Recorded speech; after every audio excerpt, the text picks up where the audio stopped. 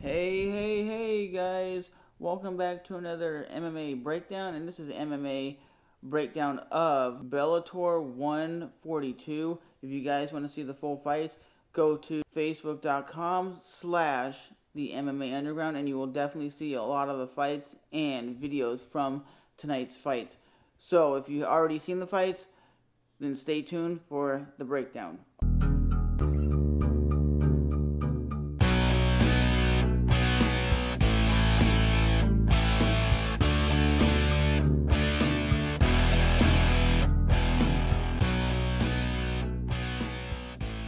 You had Gilbert Melendez's wife actually competing in the ring, and she actually impressed the hell out of me. This is the first time I've ever seen two women do kickboxing, and damn, that Gilbert Melendez's wife looked tremendously good, but the girl that she was fighting didn't look like she even belonged in the ring. She looked like very amateurish, very low class, really not doing a. And then you had like Josh Thompson, and this dude dominated the fight from bell to bell with takedowns and ground and pound, and just overall won that fight tremendously easy. Then you had the Phil Davis fight, right?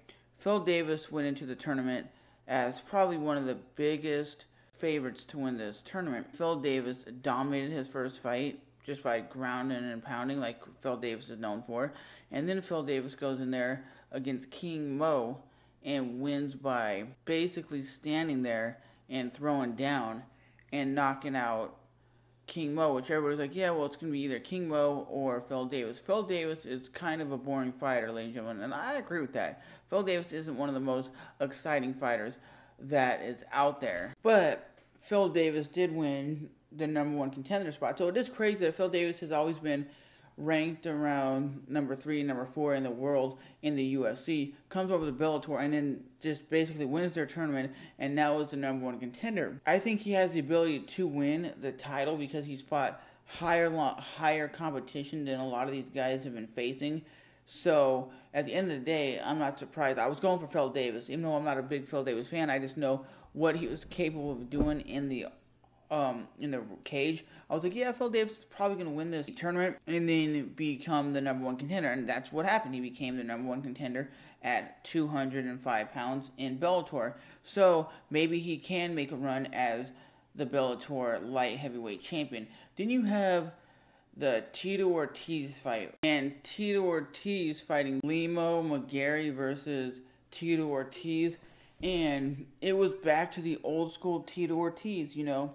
Tito Ortiz came out very hungry, very fast, took him down, and was actually getting out of a lot of submissions. And he was doing old school Tito Ortiz with a lot of ground and pound and a lot of devastating old school Tito Ortiz, which is the heavy ground and pound that you all know and love from Tito Ortiz. To me, Tito Ortiz was doing everything right in this fight. He wasn't doing anything out of the ordinary, wasn't trying anything crazy, and Tito Ortiz was going for the old school ground and pound. And that's what Tito Ortiz is the king of ground and pound. That's what got him the UFC championship, and that's what got him the 5 title defenses in a row in the UFC. Yes, we know he's been on a little bit of a hot streak as of late, but he did get caught with the inverted triangle, which I've never seen anybody pull off an inverted triangle. He did tap out. This is probably his last time ever competing for a major title, unless he goes like World Series of Fighting or something, because he is 40 years old. You can definitely tell that Tito Ortiz is pissed off and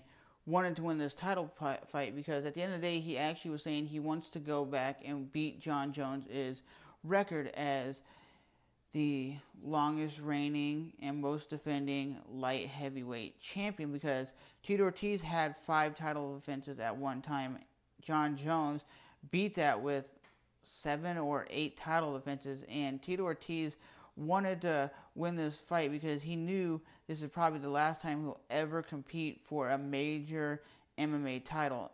Like I said, Tito Ortiz did everything right in this fight, coming out there, taking his opponent down like he's known for with the ground and pound, and devastatingly grounding and pounding his opponent. And that's what everybody was like, yeah, Tito Ortiz is going to take his opponent down, ground and pound him, and win the fight that way, which I thought, okay, he's winning the first round. Almost 4 minutes into the first round, he's just dominating him. But he got caught with an inverted triangle, which you never see that in the world. One of the best pound-for-pound fighters of all time. And at the end of the day, I'm Trevor. If you guys want to go to the MMA Underground Facebook page, there's probably more videos and more articles about Bellator and UFC and upcoming events.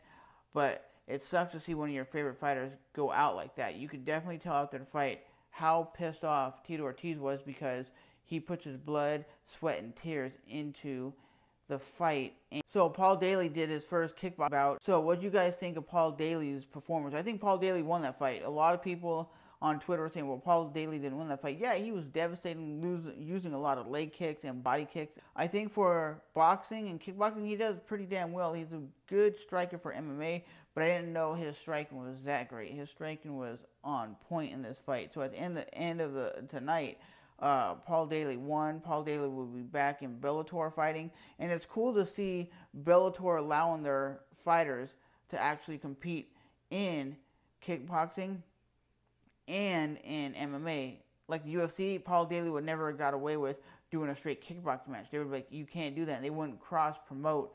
And that's something that is cool that Bellator is allowing to see high-level kickboxing with high-level MMA. And Bellator, as of late, their production has stepped way up, and I can definitely see them looking like the old days of Pride, because that's what Scott Coker is saying. He wants the new Bellator to look very similar to the Pride days, because that was the biggest days of MMA when they were competing in front of 70,000 people over in Japan. So remember to rate, even if you hate, comment, and subscribe, and I'll definitely see you guys in the next video.